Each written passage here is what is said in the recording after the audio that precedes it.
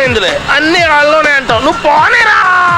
ఇవాళ రిలీజ్ అయిన మూవీ సంక్రాంతికి వస్త్రం starring victory Venkatesh, Aishwarya Rajesh, Meenakshi Chaudhary and directed by Anil Ravipudi. Overall గా సినిమా గురించి చెప్పాలంటే వి లైక్డ్ ఇట్. ప్రతి ఒక్కరు పర్ఫార్మెన్స్ తీశారు. చాలా కాలం తర్వాత కడుపుబ్బ నవ్వుకునే సినిమా, అది కూడా ఫ్యామిలీతో కలిసి. ఇంకా మన విక్టరీ వెంకటేష్ గురించి చెప్పక్కర్లేదు.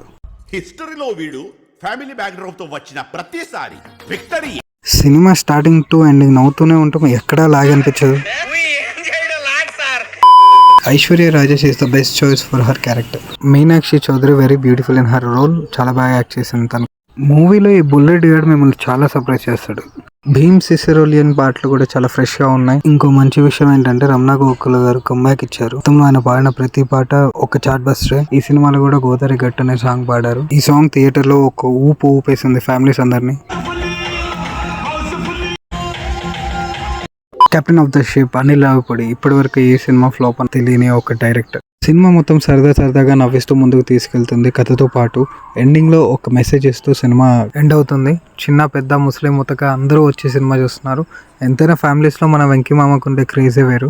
ఓవరాల్ గా సంక్రాంతికి వస్తున్నాం అనే మూవీ వల్ల బిఎన్సి సెంటర్స్ లో కూడా హౌస్ఫుల్స్ అవుతున్నాయి. అంటే ఆ సినిమా ఎలా ఉంటుందో మీ ఊహకే వదిలేస్తాను. ఓవరాల్ గా ఈ సినిమాని పర్ఫెక్ట్ సంక్రాంతి మూవీ అనొచ్చు.